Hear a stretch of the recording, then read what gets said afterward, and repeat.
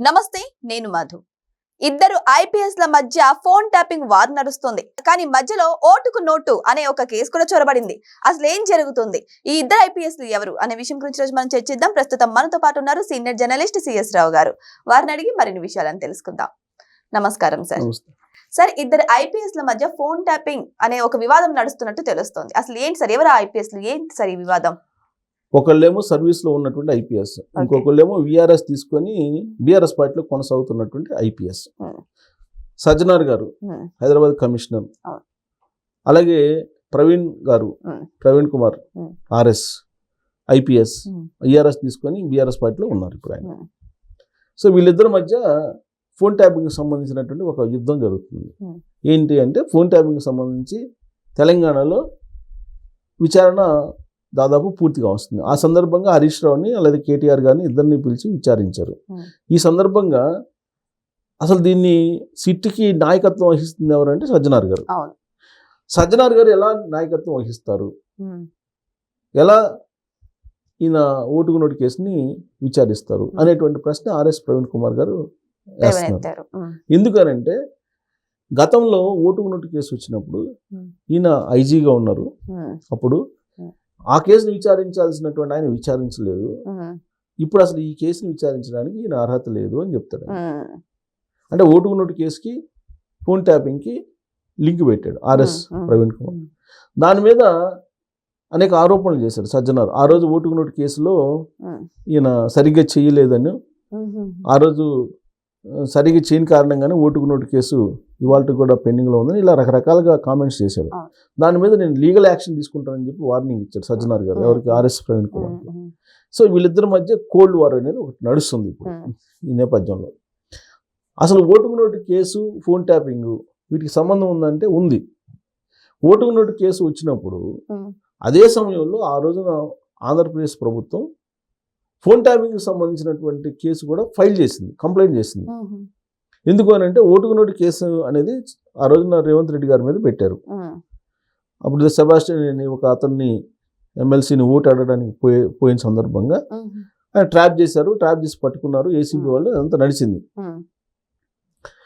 ఆ కేసు అయిపోయిన తర్వాత ఇదంతా చంద్రబాబు నాయుడు గారు చేయించారు అనేది ఒకటి ఎలివేట్ చేశారు.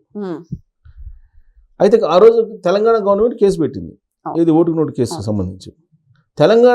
తెలంగాణ పోలీస్ మీద, తెలంగాణ గవర్నమెంట్ మీద ఆ రోజు ఉన్నటువంటి ఆంధ్రప్రదేశ్ ప్రభుత్వం ఫోన్ ట్యాపింగ్ చేశారు. వీళ్ళు ఫోన్ ట్యాపింగ్ చేసి ట్రాప్లోకి దించి ట్రాప్ చేశారు ఉద్దేశపూర్వకంగా అని చెప్పి కేసు పెట్టారు.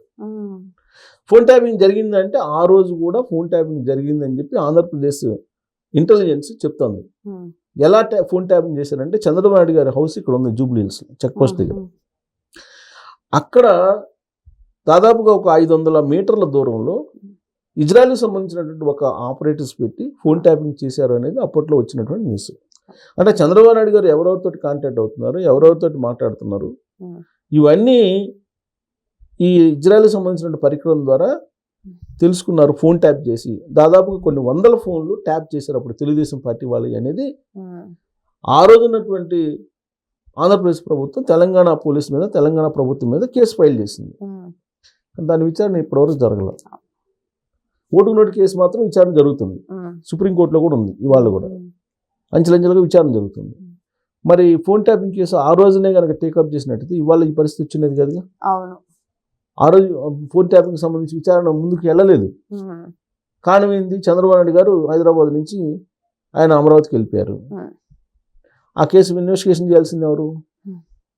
కేసు పెట్టింది ఎవరు? ఆంధ్రప్రదేశ్ ప్రభుత్వం. ఇన్వెస్టిగేషన్ చేయాల్సింది ఎవరు? తెలంగాణ ప్రభుత్వం, తెలంగాణ పోలీసులు చేయాలి. మరి తెలంగాణ పోలీసులు చేస్తారా? ఆ రోజు గవర్నమెంట్లో కేసీఆర్ గారు ఉన్నారు. కేసీఆర్ గారు ఫోన్ ట్యాప్ చేయించి ఏం చేశారు?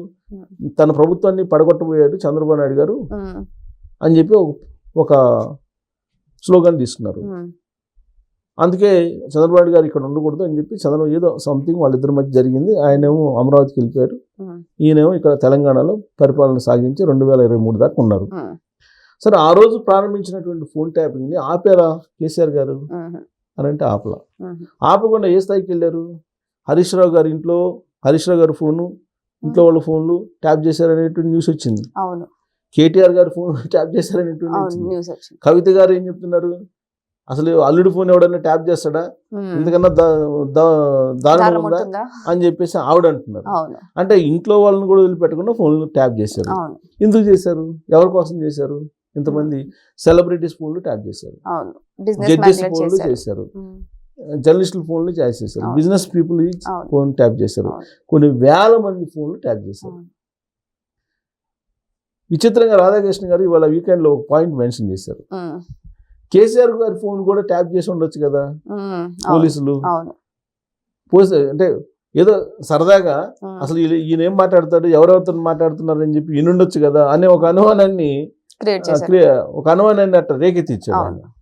ఎందుకంటే ఇంతమంది ఫోన్లు ట్యాప్ చేసినప్పుడు ఆ ట్యాప్ చేసినటువంటి వాళ్ళు సరదాగా వింటుంటారు కదా. ఇప్పుడు లేదంటే ఇంట్లో ఆడవాళ్ళు మాట్లాడుకున్నాయి, ఇవన్నీ అవసరం ఉంది వాళ్ళకి. అసలు వాళ్ళు మాట్లాడుకున్నవి కూడా ట్యాప్ చేసేసి వాళ్ళు వింటూ మొదలు పెట్టారు పోలీసులు.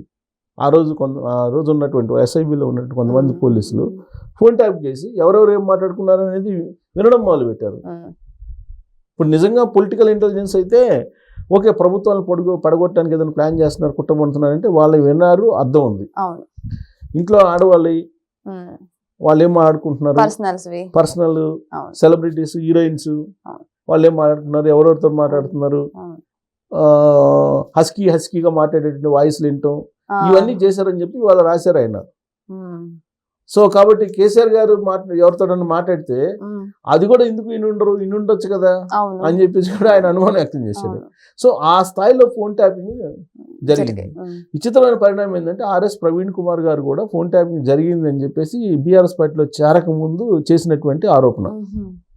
ఈయన ఏం చేశాడు, బీఆర్ఎస్ తీసుకుని బయటకు వచ్చిన తర్వాత ఆర్ఎస్ ప్రవీణ్ కుమార్ గారు కొత్త పార్టీ పెట్టాడు. ఏంటి కొత్త పార్టీ పెట్టి దానికి బహుజన సమాజ్వాదీ పార్టీ ఉంది కదా, దానికి కన్వీనర్ గా ఆయన ఇక్కడ ఉన్నాడు. బిఎస్పీ పార్టీకి ఇది తెలంగాణ కన్వీనర్ గా ఉండి ఆయన ఎలక్షన్కి వెళ్ళారు. ఎలక్షన్కి వెళ్తే ఆయనతో పాటు ఆయన నిలబెట్టిన పార్టీ వాళ్ళకు డిపాజిట్లు కాదు కదా, నోటాకు వచ్చినంత ఓట్లు కూడా రాలా. కనీసం అంతకుముందు బిఎస్పీ వాళ్ళు 2 ఎమ్మెల్యేలు ఉన్నారు. ఇప్పుడు ఈయన టేకప్ చేసిన తర్వాత కనీసం డిపాజిట్లు కాదు, నోటాకు వచ్చిన ఓట్లు కూడా రాలా. అంతకుముందు బిఎస్పీ గెలిచారు యాక్చువల్గా. ఇక్కడ 1-2 ఎమ్మెల్యేలు ఉన్నారు. నిజంగా కూడా ఆయన సుదీర్ఘంగా ఐపీఎస్ చేశారు, ప్లస్ గురుకులాలకు సంబంధించినటువంటి ఇన్ఛార్జిగా పనిచేశారు. ఆయన సెక్రటరీగా అనేది పనిచేశారు. స్వారోస్ అనేటువంటి ఒక పెద్ద వింగ్ని తయారు చేశారు. ఆర్ఎస్ఎస్ ఏ విధంగా బీజేపీ పనిచేస్తుందో స్వారోస్ ఆ విధంగా పనిచేశారు వాళ్ళకి. ఆ విధంగా పనిచేయాలని చెప్పేసి ఆయన ఒక సిస్టమ్ కూడా ఏర్పాటు చేసుకున్నారు. ఇంత చేసినప్పటికి కూడా రాజకీయాల్లో ఆయన జీరో. సీన్ కట్ చేస్తే ఎవరి మీద అయితే వ్యతిరేకంగా నేను పోరాడాలనుకుంటున్నానో అని చెప్పాడు, వాళ్ళ పార్టీలోనే మళ్ళీ చేరాడు ఆయన, బీఆర్ఎస్ పార్టీలోనే. బీఆర్ఎస్ పార్టీ వాళ్ళు దోచుకుంటున్నారు రాష్ట్రాన్ని అని చెప్పి అదే పార్టీలో మళ్ళీ ఆయన చేరారు. దొరపెత్తనం చేస్తున్నాడు, ఎస్సీ ఎస్సీల మీద ఆయన దొరపెత్తనం చేస్తున్నాడు. ఎస్సీ ఎస్సీలు అంటే అసలు పడదు అని చెప్పి కామెంట్లు చేసినటువంటి ఆర్ఎస్ ప్రవీణ్ కుమార్ గారు వెళ్ళి మళ్ళా అదే దొర దగ్గర జాయిన్ అయ్యారు.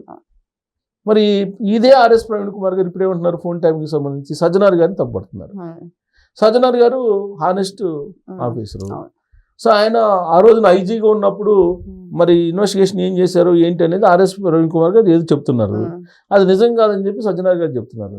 ఇప్పుడు వీళ్ళిద్దరి మధ్య ఫైట్ కాస్త ఈ ఫోన్ ట్యాపింగ్ అనే దాన్ని అసలు సందేహించాల్సిన పరిస్థితి. అసలు ఏం జరుగుతుంది, ఫోన్ ట్యాపింగ్ జరిగింది అనేది ఇప్పటి వరకు అందరు నమ్ముతున్నారు. అవును, జరిగింది కదా, ఎందుకు శిక్షించలేదు అంటున్నారు. ఇప్పుడు ఆర్ఎస్ ప్రవీణ్ కుమార్ గారు సజ్జనార్ మీదనే ఇప్పుడు ఆరోపణలు వ్యక్తం చేస్తూ మాట్లాడుతున్నప్పుడు అబ్బా ఫోన్ ట్యాపింగ్ లో ఏదో ఉంది సంథింగ్ అని చెప్పి ఒక భావన వచ్చేలాగా ఆ కేసు సీరియస్నెస్ తగ్గించేలాగా ఇప్పుడు ప్రయత్నం చేస్తున్నారు. సో కాబట్టి ఆ క్రమంలో వీళ్ళిద్దరి మధ్య ప్రచార యుద్ధం జరుగుతుంది, ఇద్దరు ఐపీఎస్ల మధ్య. బహుశా సజ్జనార్ గారు సీరియస్గానే తీసుకున్నట్టున్నారు. కాబట్టి ఆర్ఎస్ ప్రవీణ్ కుమార్ గారు ఇంకో స్టెప్ వేస్తే కనుక, సజ్జనార్ గారు ఇంకో స్టెప్ వేస్తే అది ఒక కొత్త టర్నింగ్ తీసుకునే అవకాశం ఉంది ఫోన్ ట్యాపింగ్ కేసు. సో ఏదేమైనా సరే ఈ ఫోన్ ట్యాపింగ్ కేసు విషయమై ఇక్కడ ఇద్దరు ఐపీఎస్ల మధ్య చాలా పెద్ద అంతర్యుద్ధమే జరుగుతుందని చెప్పొచ్చు. మరి ఈ యుద్ధం తారస్థాయికి చేరుతుందా లేదా, లేకపోతే ఇక్కడితోనే ఆగిపోతుందా అనేది కూడా మనం అంతా వెయిట్ చేసి చూడాల్సిందే. Thank you so much. Thank you.